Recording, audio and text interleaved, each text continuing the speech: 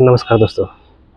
ज़्यादातर ये देखा गया है कि जब हम लोग किसी मिस्त्री को काम देते हैं तो अगर वो अनस्किल्ड मिस्त्री है, प्रॉपर तरीके से सेंटर लाइन नहीं दे रहा है, तो यहाँ पे इन्होंने क्या है कि कॉलम का अपना पोजीशन से 5 इंची जगल जगल कर करके जो पूरा देखिए कहाँ 5 मंजिल तक ले गया। अब बताइए क्या ये रिस्की है या चलेगा, या ऐसे लोग बोलते हैं कुछ नहीं होता वाला बात चीज़। तो यहाँ पर अगर आप देखेंगे तो यहाँ पे सेम चीज़ भी, अगर यहाँ देखेंगे सेम वैसे ही हुआ कि कॉलम यहाँ था और प्लिंथ लेवल में इसको जो है 4 इंची के आसपास जो है पूरा जगल करके ले गया। अब ये जगल करने के लिए जो क्या किया गया है, तो उससे क्या दिक्कतें हुई है, अगर आप ध्यान से देखेंगे तो इस जगह पे आपको जो है कॉलम क्रैक हो रहा है, क्योंकि यहाँ पे जो सेंटर टू सेंटर लोड नहीं गिर रहा है, और साथ ही यहाँ भी आपको जो है कॉलम में क्रैक दिख रहा होगा। ये भी पूरा क्रैक हो गया और यहाँ भी क्रैक होकर के टूट रहा है, क्योंकि अगर अब यहाँ पे अगर हम बात करेंगे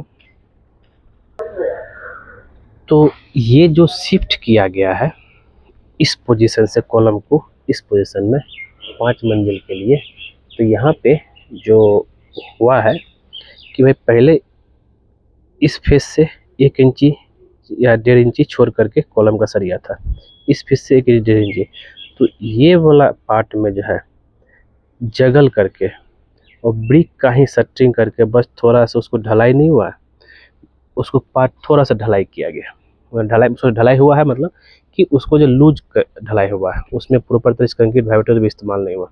अब ज़रा बताइए इतने बड़े बिल्डिंग में आपको ये वाला पार्ट पूरा जो है कमज़ोर हो गया।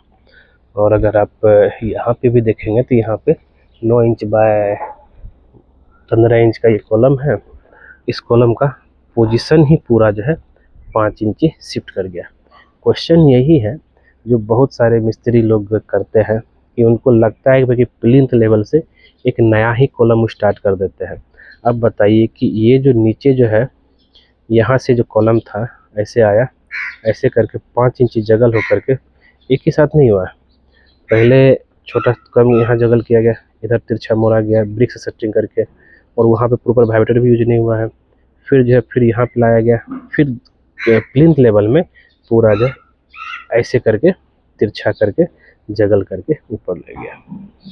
तो ये मैं बस यही बोलूँगा, इस तरह का चीज़ें नहीं करना है। यहाँ पे भी सेम, वो कॉलम पहले इस साइड था उसको फिर जगल कर करके जो उधर ले गया है, जैसा कि आप यहाँ पे देख भी रहे हैं। और ये 9 इंच बाय 9 इंची कॉलम में बहुत सारा डैमेज आपको दिख रहा होगा, और ये भी गया हुआ है 5 मंजिल। तो देखिए क्या होता है, हम ये नहीं बोल रहे हैं कि मतलब कि ये सही है, ये बिल्कुल गलत है। और अगर ऐसा करते हैं तो आपका घर हो चाहे बिल्डिंग हो पूरा कमज़ोर हो जाएगा।